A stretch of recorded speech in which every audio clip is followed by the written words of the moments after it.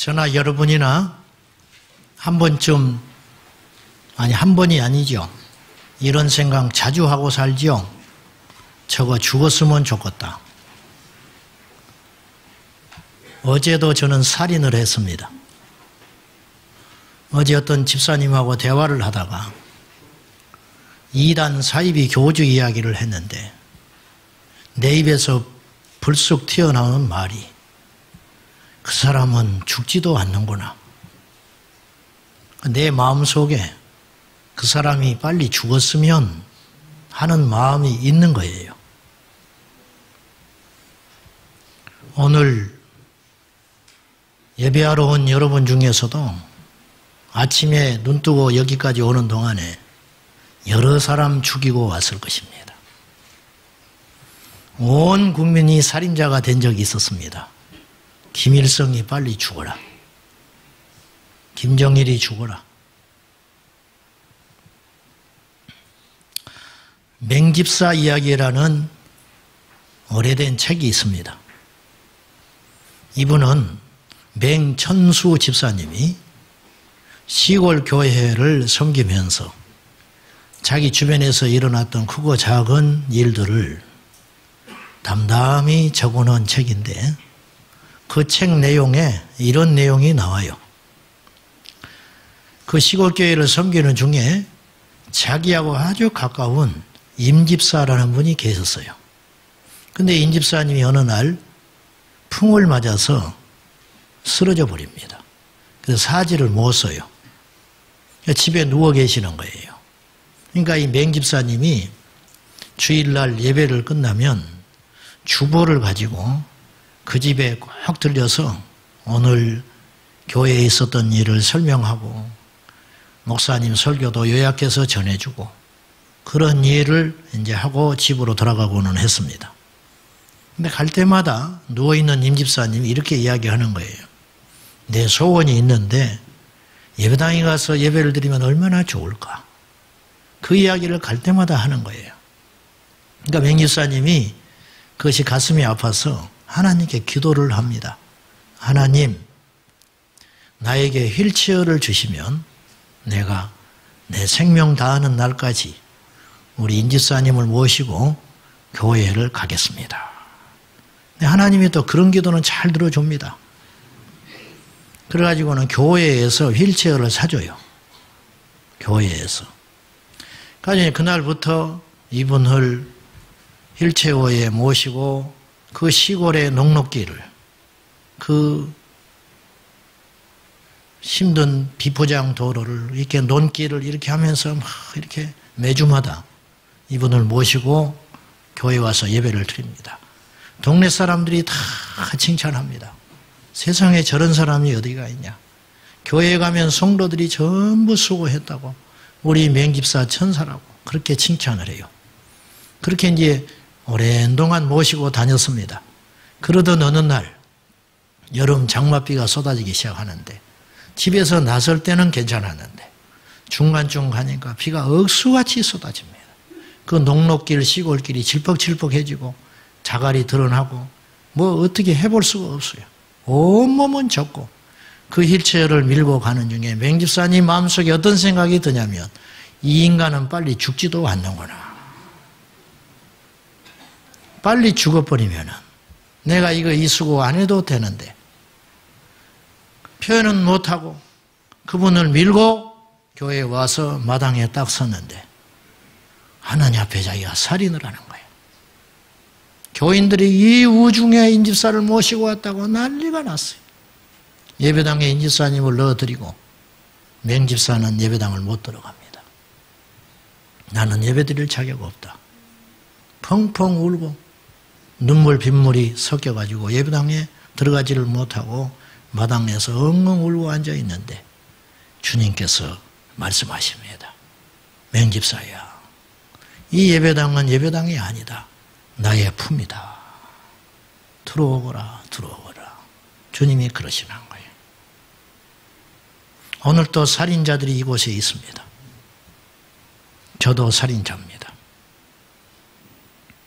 제가 마태복음 5장에서 7장을 딱 읽기가 좋잖아요.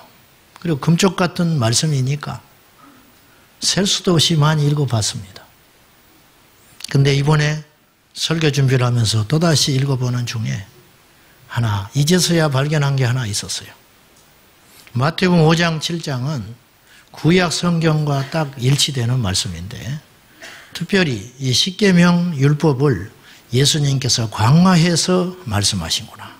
요즘 젊은이들 말로 업그레이드 버전이다. 업그레이드 버전. 마태복음 5장에서 7장이 계명의 업그레이드 버전이다.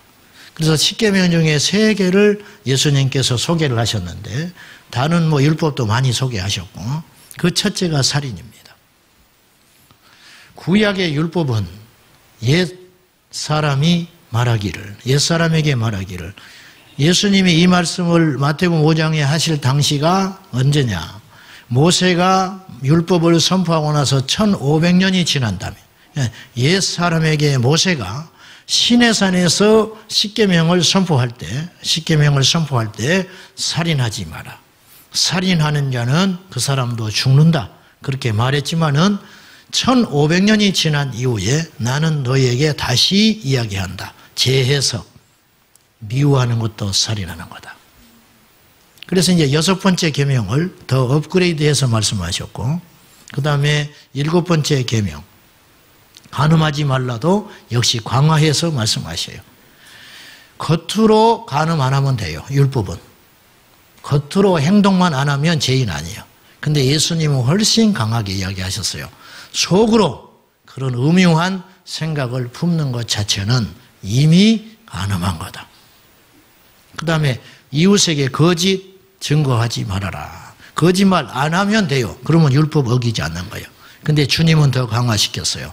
헛된 맹세하는 것도 거짓말하는 거다. 더 어려워졌지요. 여러분 마태복음 5장 18절 19절 말씀에 너희가 이 지극히 작은 이 율법 하나를 1.1획도 나는 없어지지 않는다고 생각한다. 이것을 너희 중에 이것을 쉽게 생각하거나 작다 여기거나 혹은 작다고 가르치는 자들은 하나님 나라에서 큰 심판을 당하게 될 것이다. 이렇게 이야기한 거예요. 우리가 지금은 신약 시대라고 그럽니다. 흔히 신약. 예수님 십자가를 중심으로 놓고 예수님 십자가의 사건 전에는 구약, 율법 시대, 백성 시대. 근데 십자가 이후에는 신약 시대요, 교회 시대요, 성령 시대요, 그리고 백성이 아닌 자녀의 시대예요. 그러니까 우리에게 하나님이 주신 능력과 권세와 축복이 구약과 비교해서 상상할 수 없을 만큼 어마어마한 특권을 우리에게 주신 거예요. 구약은 백성이라니까요. 아무리 잘해도 종이에요. 근데 예수님의 십자가를 통과하고 태어난 우리 세대는 어떠한 지금 영적인 위치가 있냐면 백성이 아닌 자녀의 위치에 있다 이거예요. 근데 문제는 오늘날 말씀 사역자들이 저를 포함하여 이 특권만 자꾸 이야기하는 거예요.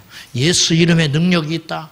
십자가에 능력이 있다. 하나님의 자녀의 권세가 있으니 써야 된다. 우리가 좋지요. 예? 기분 좋아요. 근데 아시다시피 항상 특권에는 의무도 커지는 거예요. 의무. 신데렐라가 백마탄 왕자를 만나서 궁궐에 들어갔습니다. 하루아침에 어마어마한 힘이 생겼어요. 하루아침에 사람들이 쳐다볼 수 없는 자리에 앉게 된 거예요. 그러나 특권만 생긴 게 아니에요. 궁궐의 법도를 지켜야 하는 의무도 생겼다고 말이에요. 우리가 하나님의 자녀가 됐어요. 백성에서 자녀가 됐어요. 자녀가 됐으면 어떻게 해야 되느냐? 살인 안 하는 거, 간음 안 하는 거, 거짓말 안 하는 거, 그 정도 수준으로 멈출 일이 아니라 미워하지도 말아야 된다. 이렇게 이야기하는 거예요. 우리 주님이 살인의 범위를 확장해가지고 오늘 말씀하세요. 22절이에요. 자, 봅시다. 같이. 시작. 나는 너희에게 이르노니 형제에게 노하는 자마다 심판을 받게 되고 형제를 대하여 라가라 하는 자는 공회에 잡혀가게 되고 미련한 놈이라 하는 자는 지옥불에 들어가게 되리라. 이 말씀 99% 여러분 여기 앉아있는 분들 중에 다 아는 말씀이에요. 근데 안 지켜요. 안 지켜. 하나님이 우리에게 말씀을 왜 주셨을까요? 많은 사람들이 말씀을 읽다가 지키지 못할 말씀을 딱 만나면 율법이다 그렇게 해버려요. 누군가 말씀을 철저히 지키려다가 좌절하는 사람을 보면 우리가 이렇게 위로합니다. 너무 그렇게 율법적으로 생각하지 마. 정말 주님도 그렇게 생각할까요? 하나님이 우리에게 말씀을 주신 것은요, 공부하라고 준 게 아니에요. 암송하라고 준 거 아니에요. 다른 사람한테 가르치라고 떠벌리라고 준 말씀 아니에요. 지키라고 준 말씀이에요.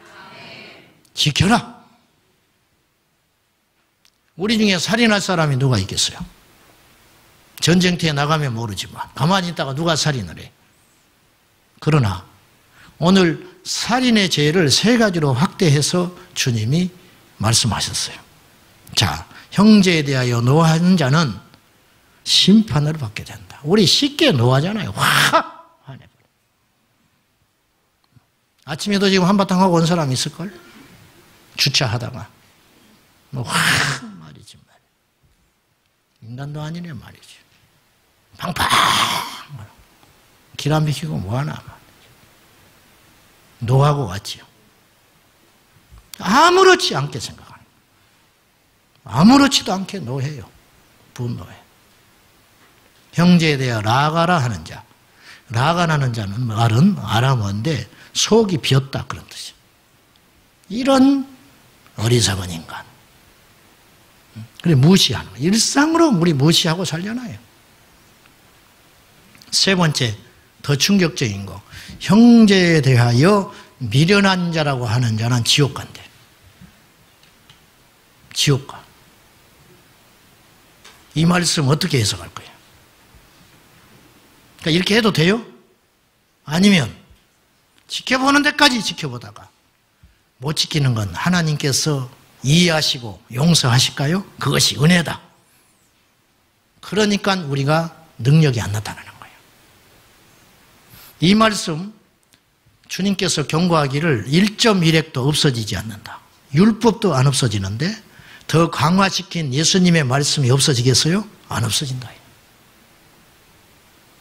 안 없어진다. 죽이는 것만 살인 아닙니다. 미워하고 무시하고 학대하고 원망하는 것, 그것도 살인이다. 그런 말이에요. 보십시오. 23절. 그러므로 이제 미워하고 무시하고 속으로 저주하고 어리석다 말하고 그런 행동을 하다가 마음속에 품고 있다가 하나님께 예배 드리러 왔어요. 예배 드리러 오면 예물을 가지고 오잖아요. 예물을 드리려고 하니까 누군가 나를 원망하고 있는 것 같은 느낌이 드는 거예요. 내가 옳아요. 화내는 게 옳아. 내가 그 사람 무시하는 게 정당해. 근데 그 사람은 그 상처를 받고 나를 원망하고 있다 이거예요. 그것이 생각이 났다. 하나님께 예배 드리려고 하니까. 그럼 어떻게 해야 되냐? 예배 드리지 마라. 그 헌금 안 받아요. 집을 갖다 바쳐도 안 받아요. 목숨을 드려도 안 받아요. 그건 헛된 것이다. 헛된 것. 그럼 어떻게 해야 되냐? 그거 두고 빨리 가서 그 사람과 사과하고 돌아와라. 어려워요, 쉬워요? 순교해야 가능한 일이에요. 이게 산순교자예요. 여러분, 성경 이 두꺼운 책을 한 번 읽는 것보다 더 어려운 게 뭐냐면 내 자아를 내려놓고 용서를 비는 일이에요. 철야기도 어렵지요. 철야기도 어렵습니다. 철야기도 그런데 할 수 있어요. 억지로 버티고 할 수 있어요. 근데 미운 사람을 용납하는 건 쉽지 않아요. 보십시오. 기도하는 거 어렵습니다. 1년 52주 주일 성수하는 거 만만치 않습니다. 초신자들. 1년 365일 새벽기도 하는 거 어렵습니다. 근데 할 수 있어요. 근데 마음에 들지 않는 사람에게 먼저 손 내미는 것은 정말 어려운 일입니다. 근데 이제 이거의 주님의 경고는 어렵다고 안 할 거냐 이거예요. 어렵다고 안 하면 예수 믿는 표징이 뭐가 있냐 이거예요. 제가 살인을 1년간 한 적이 있었어요. 부교육자 때 교회 관리하는 집사님과 크게 한번 부딪혔어요. 똑같지요. 나도 똑같고 그 사람도 똑같은 거예요. 그러니까 부딪혔어. 사람들이 다 이분을 피해요. 불편해. 그래서 내가 한번 부딪혀보겠어요. 고쳐보겠다고. 그 다음날 바로 전화하면 될 일인데 전화를 못했어. 3일이 지나도 전화를 안 했어. 일주일이 지나도 전화 안 했어. 그것이 1년을 갔어요. 보십시오. 제가 부교육자로 신방을 하니까 교회에서 수시로 있으니까 하루에 서너 번은 부딪히게 돼 있어요. 이분하고. 이분은 교회 청소하고 관리하니까 5번, 7번씩 계속 부딪히는 거예요. 그러면 저쪽에서 걸어와요. 그럼 나는 이렇게 걸어갈 거 아니에요. 그러면 서로 안 봅니다. 이렇게. 아예 무시하는 거예요. 투명인간 취급하는 거예요. 아침마다 직원들 모여서 예배 드렸습니다. 그때 이분 직원이니까 같이 옵니다. 사무 아가씨, 관리 집사님, 그리고 우리 부교육자들 돌아가면서 예배 인도합니다. 제가 기도합니다. 예배 끝나면 이분 딱 성경책 덮고 탁 나갑니다. 제가 설교할 때 뒷자리에 앉아가지고 고개 푹 숙이고 있습니다. 나는 그분 그 자리를 안 쳐다봅니다. 불편하니까. 생지옥 1년. 새벽마다 제가 울었습니다. 하나님 풀어주십시오. 금식도 했습니다. 제가 목사 안수 받을 때 이분 오지 않았습니다. 기쁘지 않았습니다. 목사 안수 받는 날. 이 한 사람 때문에. 온 성도가 저를 존중해주고 이뻐했습니다. 그러나 이분하고 다 살인죄를 짓고 나니까 지옥을 1년을 지냈습니다. 제가 이제 교회를 옮겨야 되겠는데 너무 편해서 못 있겠어요. 너무 편해서. 이거는 목회자가 아니에요. 그래서 이제 어디로 가야겠는데 담임 목사님하고 이야기를 하고 옮기기로 결정을 하고 갈 날은 다가오는데 이분하고 풀 수가 없어. 제일 큰 숙제가 이분하고 풀고 가야 되는데 어떻게 풀까? 기도했지요. 어떻게 뭐 해볼 방법이 없어. 너무 멀리 와버렸어. 1년을 끊고 살았으니 전화할 엄두가 안 나는 거예요.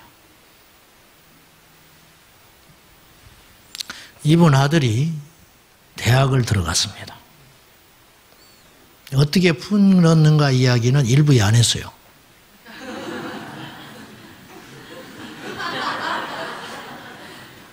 시간이 없어서 그래서 개인적으로 찾아오라고 그랬더니 나가면서 물어보는 사람이 있었어요.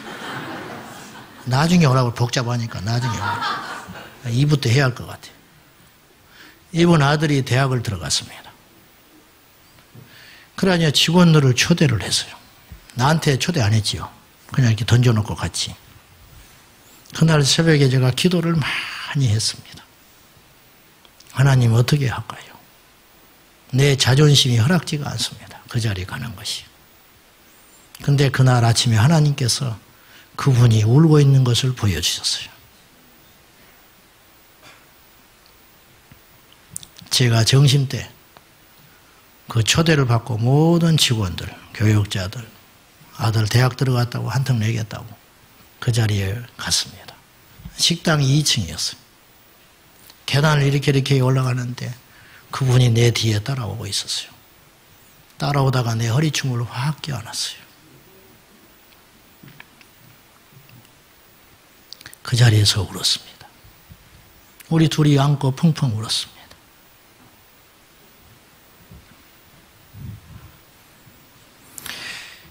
예배가 왜 축복인지 아십니까? 제가 1년 동안 설교한 거 전부 하나님 기억지 않았어요. 1년 동안 헌신한 거, 전도한 거, 찬양 인도한 거, 교인들 돌보면서 신방한 거, 그 1년 동안은 내 인생에서 지워져서 없어질 시간이에요. 하나님 하나도 안 받았어요. 찬양자하면서 왜 다툽니까? 당회하면서 왜 큰소리 납니까? 여전도회 하면서 왜 큰소리가 납니까? 부부간에 왜 큰소리가 납니까? 하나님이 교회를 왜 주신지 아세요? 교회는 절대 천국 아니에요. 교회는 하나님을 믿는 자들이 자신의 영적인 열매를 나타내는 현장이 교회예요. 전부 내 마음에 든 사람만 있다면 내가 어떻게 성숙한 하나님의 사람이 됩니까? 전부 나를 좋아하는 사람만 있다면 그 속에서 내가 어떻게 십자가를 경험할 수 있겠습니까? 맞지 않는 남편, 아내, 자식, 우리 이웃, 교회 안에 형제, 자매, 하나님이 주신 성숙한 도구다. 나를 사람 만들어가는 도구다. 그런 말이요. 예배가 왜 복이냐? 예배를 드리려니까 하나님께서 보여주는 거예요. 너 예배자 아니다. 너 필요 없다. 봉사 필요 없다. 예물 필요 없다. 너의 찬양 받지 않는다. 그러니까 예배에 올 때 그 회개의 영이 임하게 되는 거라는 거죠. 회개의 영이. 많은 경우에 우리가 주의 일을 할 때 혹은 예배자로 나올 때 이런 불편한 꺼림이 있으면 10중 8구 우리는 어떤 판단을 하게 되냐면 아이고 나 자격 없다. 안 나오면 그만이지. 봉사 안 하면 그만이지. 내가 이런 자세와 이런 마음으로 무슨 봉사를 하거냐. 그러고 딱 내려놓습니다. 열의 아홉은. 이거 교만입니다. 이거 아주 비겁한 교만이에요. 성경은 그렇게 말하고 있지 않아요. 가서 풀어라. 풀기가 싫으니까 놔버리는 거지. 그죠? 풀기 싫으니까 놔버리는 거예요. 그러니까 평생 응어리를 가지고 풀지 않은 채 지옥의 갈자로 살아가는 거예요. 그런 푸는 방법이 아니라는 거예요. 절대로. 부딪히고 내 자아를 죽여서 날마다 산 순교자로. 손 내밀기가 쉬운가요? 내가 죽어야 손 내미는 거예요. 죽어야 전화할 수 있어요. 죽어야 무릎 꿇을 수 있어요. 여러분 한 번 순교 어렵지만요. 그냥 목 탁 잘려서 죽어버리는 거. 아이 죽자. 눈 감고. 죽여라. 죽여. 나 예수 절대. 예수 나 부정 못한다. 그리고 딱 죽으면 천국 가지. 이거 쉬워요. 이거. 근데요.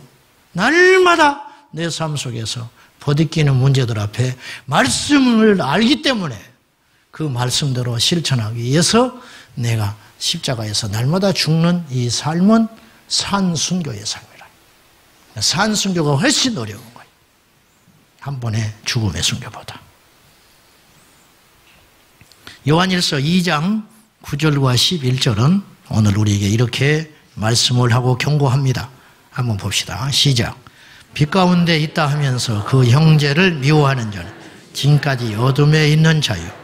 그의 형제를 사랑하는 자는 빛 가운데 거하여 자기 속에 거리낌이 없으나 그의 형제를 미워하는 자는 어둠에 있고 또 어둠에 행하며 갈 것을 알지 못하나니 이는 그 어둠이 그의 눈을 멀게 하였습니다.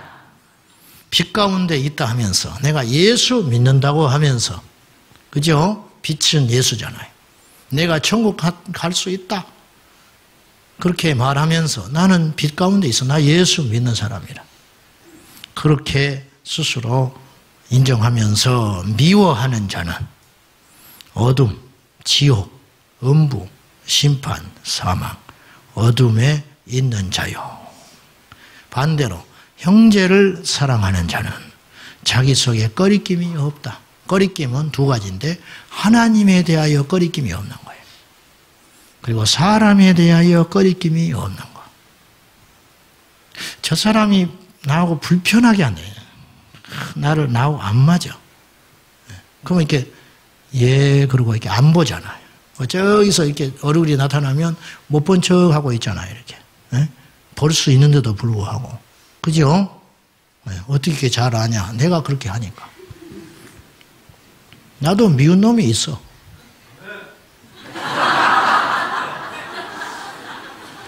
물 좀 마시고.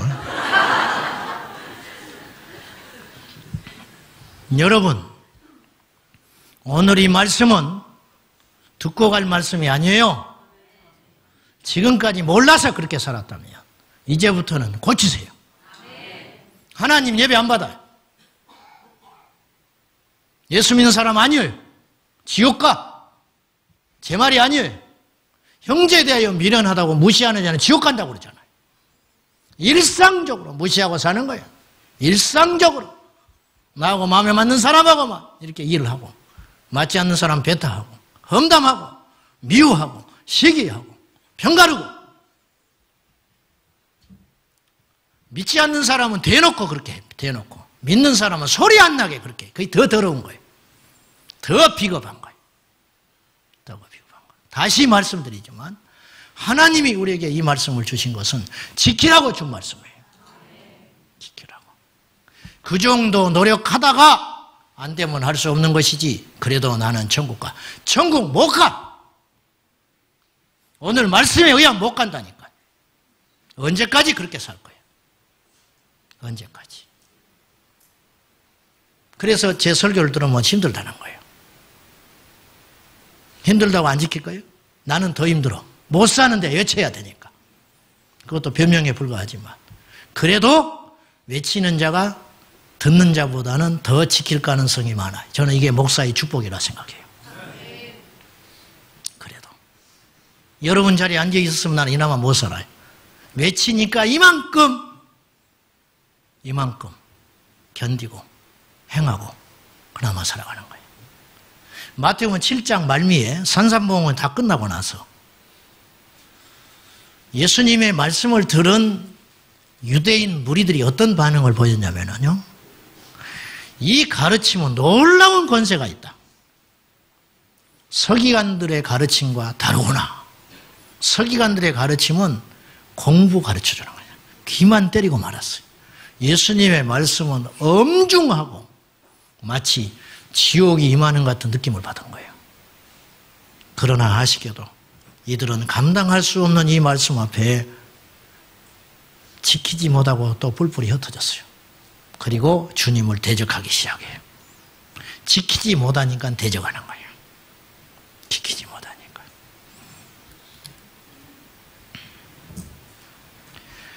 예수님을 믿는다고 하면서, 빛 가운데 있는다고 하면서 하나님과 사람 앞에 꺼리낌이 있다면,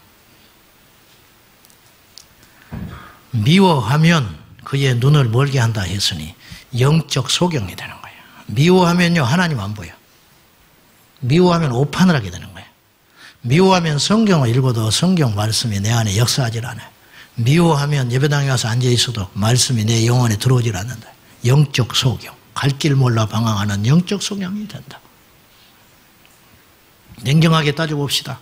이 시대 죽은 말씀이 얼마나 많이 남발되고 있는지. 성경 줄 빨갛게 팍팍 그어가지고 성경을 하도 읽어가지고 부르터가지고 2배로 늘어나, 성경책이. 손때 묻어가지고. 그래도 이 말씀을 안 지켜요. 많은 말씀이 우리를 천국으로 인도하는 것이 아니라 한 말씀이면 좋게요. 한 말씀, 빛 가운데 행하라. 그것이면 충분해요. 근데 안 되는 거예요. 안 된다고 포기할 거냐, 이거. 안 된다고 주저앉아 있으면 지옥 간다, 이거예요. 안 된다고. 미워하는 것만 살인이 아니고요, 21절에서 24절까지는 피해자가 가해자에 대하여 미움을 품고 원망하는 것을 말하는 거예요. 밉잖아요. 제가 나한테 피해 입혔으니까. 거꾸로 이 말씀이 완전한 말씀이에요. 25절에서 26절은 뭘 이야기하냐면 정반대 입장. 보십시오. 너를 고발하는 자와 함께 길에 있을 때 급히 사과하라. 이 사람한테 피해 입힌 사람, 그 사람도 살인죄와 똑같아요. 피해를 봤을 때 미워하는 것도 살인죄고요, 이 사람한테 피해를 입혀가지고 미워하도록 만드는 죄도 살인죄예요. 고발을 왜 하겠어요? 내가 이 사람한테 잘못했으니까 고발할 거 아니에요. 고발하는 사람과 길에 만났을 때 빨리 무릎 꿇고 빌고 사과해라. 이것이 주님의 준엄한 명령이라는 거예요. 여러분이 맡은 일을 성실히 행해야 됩니다. 예수 믿는 사람들. 그거 제대로 하지 않으면서 주변에 피해줘가지고 뭐라고 하면 사랑이 없다. 사랑이 없다. 그렇게 말할 자격 없어. 피해를 입히는 것도 살인죄라. 피해받은 사람이 미워하는 것도 살인죄고, 이게 그렇게 성경은 이야기하고 있습니다. 조금 약간 각도가 다른 이야기지만 우리 일상 속에서 쉽게 시기, 질투, 미움, 바당짓고 험담하는 거, 이거 그냥 일상의 일이죠, 솔직히. 우리가 남의 말을 그렇게 하지 않으려고 하지만은, 저도 그렇지만은 무슨 말 하다 보면 또 남의 말 하고 있어요. 이게 큰 죄구나. 보십시오. A라는 사람이 B에 대하여 상처를 받았어요. 상처받았어요. 그러면 A라는 사람이 C라는 사람을 만났을 때 B라는 사람에 대하여 이러쿵저러쿵 판단하는 소리를 늘어놓습니다. 그러면 묘한 것이 C라는 사람이 B라는 사람을 만났을 때 보기 싫습니다. 자기는 당한 일도 없어요. A라는 사람한테 어떤 나쁜 소리를 들었을 때 B라는 사람을 딱 만나면 웃고 인사하면 위선자구나 저거. 교회에서 막 열심히 일하면 아이고 네가 속에 그런 또 뭐 그런 사람이라면서 저렇게 열심히 하면 뭐하냐? 그때부터 꺼리낌이 생기는 거예요. 이 세 사람 모두가 죄 짓는 거예요. 그 중에 제일 큰 죄인은 어떤 죄이냐? 말을 옮겼던 험담했던 사람. 두 번째 죄인은 어떡하냐? 원인 제공을 했던 B라는 사람. 세 번째 사람도 역시 죄인, 판단하는 죄. 이런 일들이요, 교회 안에 숱하게 일어나고 있어요. 오늘 또 일어날 거예요. 이거 뿌리 뽑아야 돼. 우리 교회 다니려면 뽑으세요. 우리 교회 성도라면. 이간질하고 수근거리고 험담하고 그것도 큰 죄라. 타고나게 그런 습관을 가진 사람이 있어. 예수님 만나서 확 바뀌어라. 언제까지 그렇게 살 거예요? 언제까지? 다 살인하는 죄. 죽여버린 인격 살인자. 오늘 예배드리고 그냥 돌아가지 마세요. 평생 그렇게 살아왔다면, 몰라서 그렇게 살았다면, 오늘 성령께서 엄중하게 말씀하시는 이 경고를 분명히 듣고 지옥에 가기 전에 회개하고 돌이키십시오. 미워하지 마시오. 원망하지 마시오. 미움살 행동하지 마시오. 윤리와 도덕의 문제가 아닙니다. 생명, 천국의 문제라. 그렇게 접근해야 돼요. 오늘 이 말씀이 율법적으로 여겨지십니까? 그러면 여러분의 신앙은 망가져 있는 겁니다. 제 말이 아니잖아요. 제가 여기서 어떤 해석을 했습니까? 그대로 예수님이 하신 말씀 그냥 이야기해 준 것뿐이에요. 이 말을 지키지 않는다는 것은 예수님을 거부한다는 뜻이죠. 예수님의 말씀을 거부한다는 뜻 아니에요. 그러면 그 사람은 하나님과 상관없는 자가 되는 것이에요. 부부간에 말 안 하고 한 달, 두 달씩 사는 사람이 이 자리에 있을지 몰라요. 그러고도 예수 믿습니까? 형제에게 불화해가지고 몇 년 동안 왕래도 안 하면서 여러분이 교회에 와서 봉사하고 있습니까? 그러고도 예수 믿는다고 합니까? 아니라. 아니라. 가족, 일터, 교회, 형제, 자매, 동료, 선후배 사이에 살인하지 마시오. 살인죄를 지었다면 모든 예배와 봉사와 사역과 헌신은 어떤 의미도 없습니다. 미워하면서 일하지 마시오. 살인하면서 찬양하지 마시오. 살인하면서 아이들을 가르치지 마십시오. 살인하면서 밥 짓지 마시오.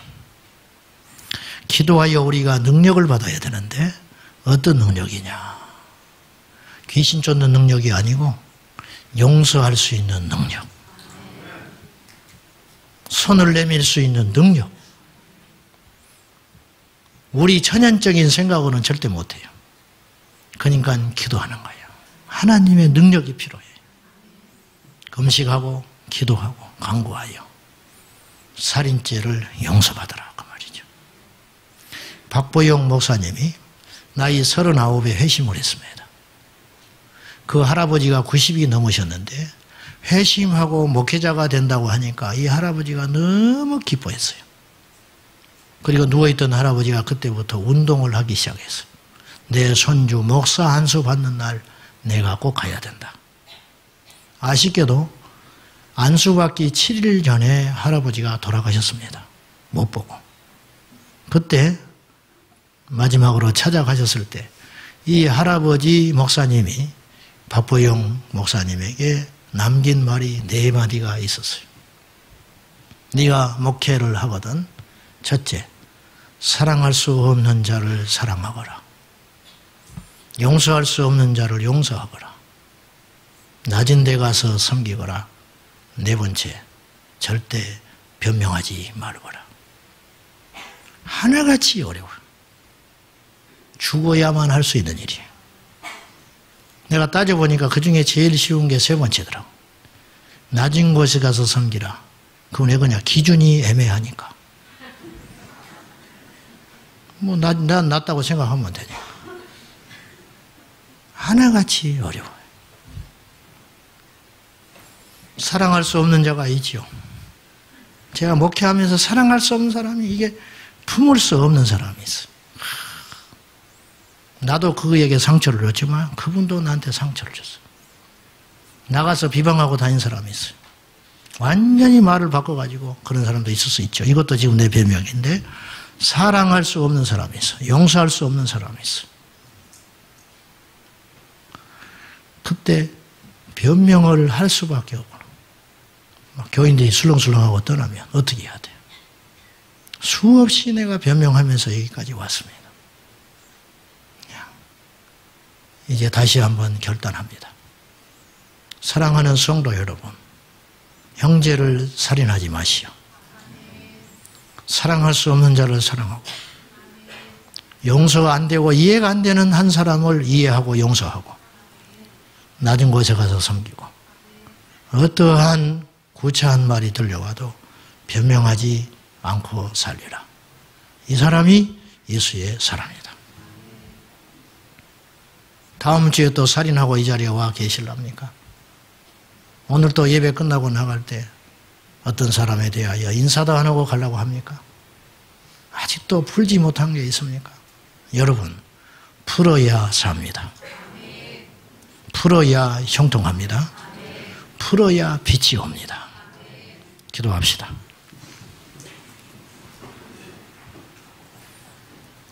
하나님 아버지, 구약의 어려운 말씀들을 우리는 율법이라고 치부했습니다. 그러면 신약의 예수님을 믿고 구원받은 우리에게 하나님의 자녀의 시민된 우리에게 주신 마태복음 5장에서부터의 7장의 말씀은 율법보다 훨씬 더 엄중하고 어려운 말씀입니다. 주여, 이 말씀을 우리가 지키지 못할진대 우리는 하나님의 자녀가 아니올시다. 주여, 지키는 자 되게 하여 주옵소서. 살인하지 말라 하였지만 우리 주님은 미움도 품지 말라 하시고 무시도 하지 말라 하셨으니 이 말씀 실천하게 하옵소서. 예수님의 이름으로 기도하옵나이다. 아멘.